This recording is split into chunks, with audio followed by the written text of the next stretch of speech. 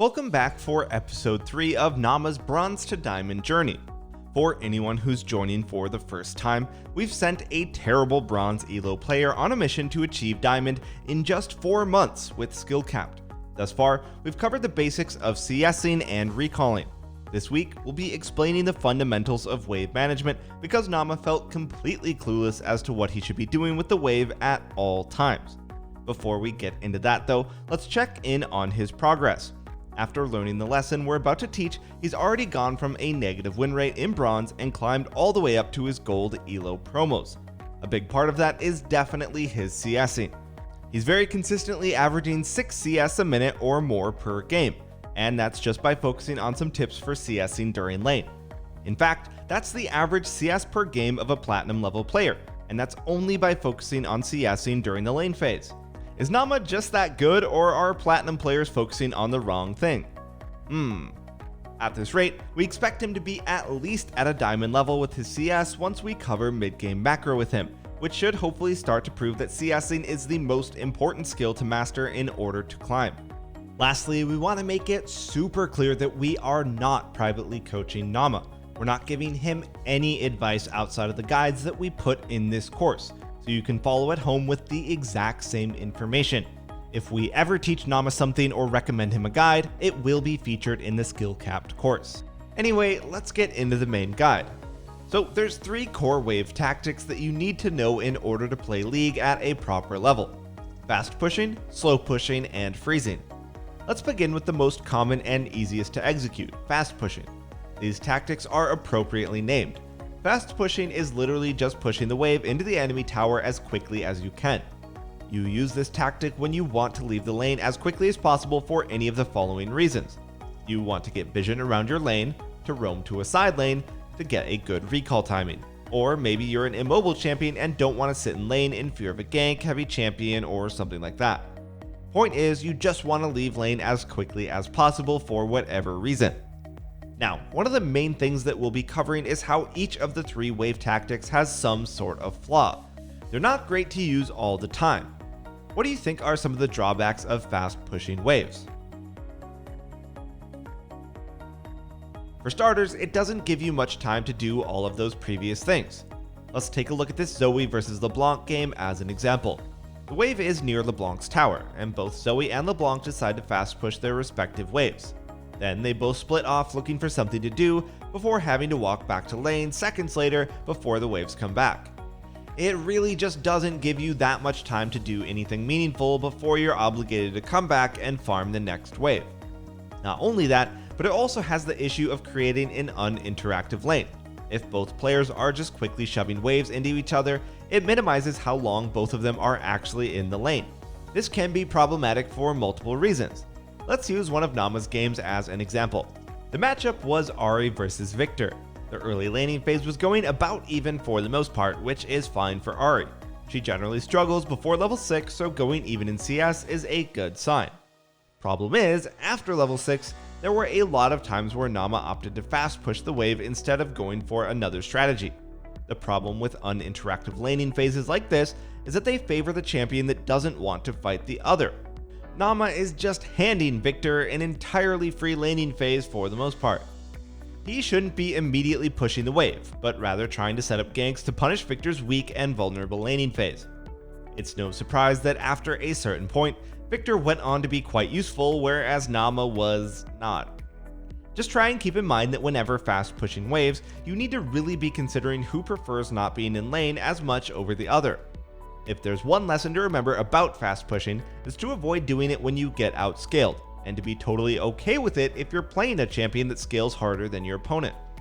Up next is slow pushing. This tactic improves upon all the benefits that we just discussed that you can get out of fast pushing. Executing this is simple. A slow push is achieved by having a slight health minion lead on your minion wave over the enemy wave. Your minions will slowly overpower theirs and build up into a slow push. There can be a lot of nuance that goes into this, but we'll make an advanced wave control guide once Nama has mastered the basics. For homework, we told Nama to watch the 3 phases of top lane video on the site. Even though it's a top lane video, it covers slow pushing pretty well, so it should give him a further understanding of the concept. The point of a slow push is that just like a fast push, you can do exactly the same things off of it, such as recall, roam, ward, etc. The point being that you have much longer to do so, since your opponent is stuck under tower for a while clearing minions. One of the biggest strengths though is in ranged versus melee matchups, which Nama finds himself in quite often. One of the reasons that he doesn't do too well in these matchups is that he doesn't really utilize slow pushes at all to punish the enemy melee champion. The idea is that if you build a huge enough wave, you can crash it into the enemy tower. The melee champion has to move up to last hit, and then you can harass them each time they do. The issue he's having is that he can usually build a slow push, but he's never really able to capitalize off of it appropriately. He's not playing nearly as aggressively as he's able to with a slow push. He could stand further up and deny Echo entirely from walking up and queuing the wave as freely as he is. Echo was allowed to thin and clear the wave before it even crashed, which is obviously not ideal. Let's take a look at an example of this in a top lane matchup. Lucian gets back to lane where Yone has just crashed a huge wave into his tower. We know when situations like this occur, where the wave meets the crashing wave under tower like this, that you'll get a natural bounce back slow push. Lucian then appropriately last hits the wave as slowly as possible, so he can build up as big of a crash as he can. Now, take a look at Yone as he gets back into lane.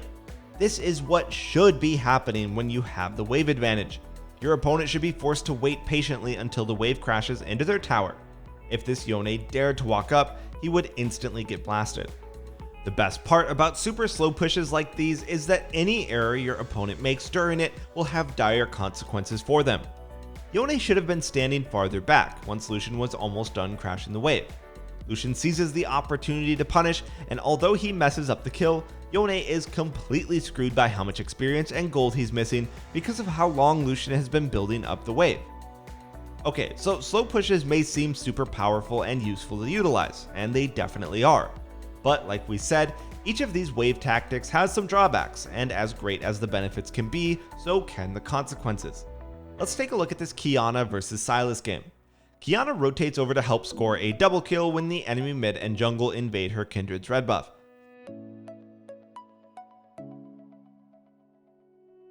As she walks back to lane, the wave happens to be slow pushing. Unfortunately for Qiyana, the Pantheon support roamed and helped win a 2v2 in mid with Sylas. Now Qiyana is forced to base, with the wave still pushing away from her. That's exactly the issue whenever you have a slow push. If absolutely anything goes wrong while you have one, such as a bad trade or a gank, then you're handing your opponent a freeze. You'll be forced out of lane, meanwhile your overwhelming force of minions is killing all of the enemy minions, denying you a ton of farm. And this brings us to our third wave topic, freezing. A freeze is the opposite of a slow push, where you allow the enemy minion wave to be at an advantage. The point is to allow the enemy minions to kill your own, so that you can deny farm from the enemy laner and also have the wave on your side of the lane, to pressure them into vulnerable lane states. Typically in a slow push, the person with the wave advantage is in control, because it's impossible for their opponent to fight back against such a large minion deficit. But if for whatever reason you're able to contest for wave control and zone your opponent, even while at a minion deficit, then it's turned into a freeze. The idea behind it is that your opponent has more minions, thus your own minions are dying faster, denying farm and potentially experience from your opponent. Freezing is by far the most brutal way that you can punish your opponent. Farm is everything in this game, and denying your opponent a ton of farm is a guaranteed recipe for success. Freezing is most often done in situations like we saw just previously. There's a wave pushing into you, and for whatever reason your opponent leaves lane, be it to base, roam, ward, whatever. Then you just hold the wave and allow your own minions to die while they're gone. It's pretty simple. There are certain situations though where you can actually hold the freeze by preventing your opponent from walking forward, even while at a minion deficit. Situations when you can do this are highly matchup specific, and you'll just have to practice doing so whenever you get the chance. More often than not though, as long as you have a big enough lead, you can usually freeze even when your opponent is in lane.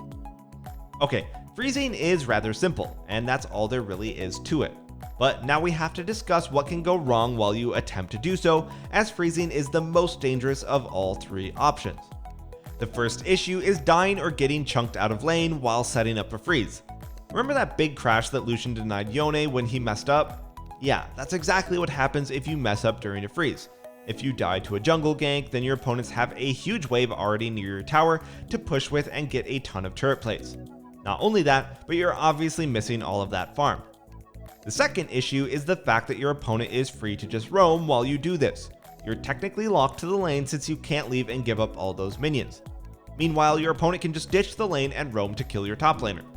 So, when deciding to freeze, you should really think about what kind of champion you're up against.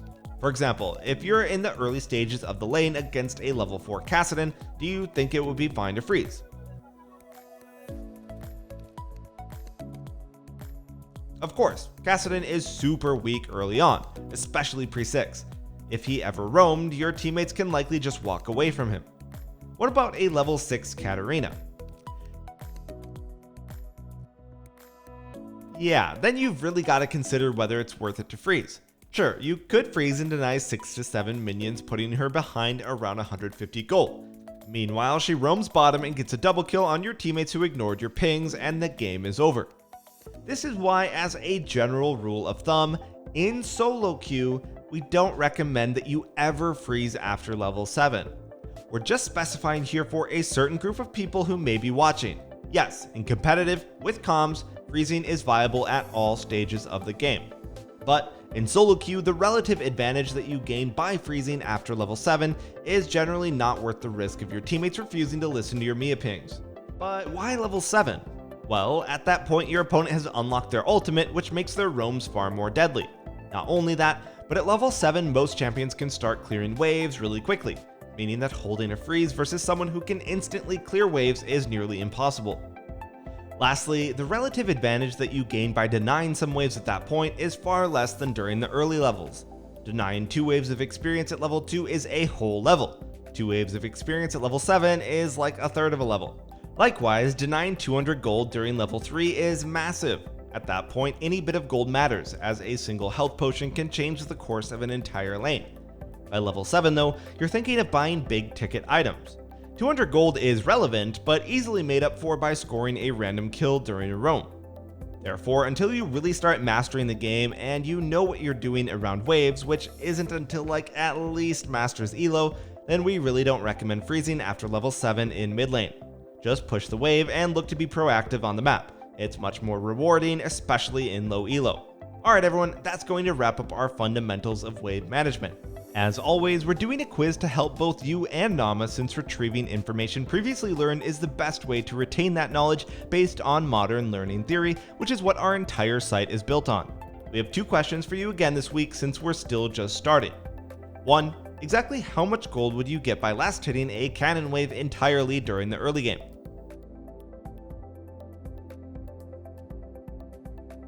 $165 gold is the correct answer. And question number 2, if you're running teleport and your opponent isn't, what's a great tactic that you can use to snowball the lane early on?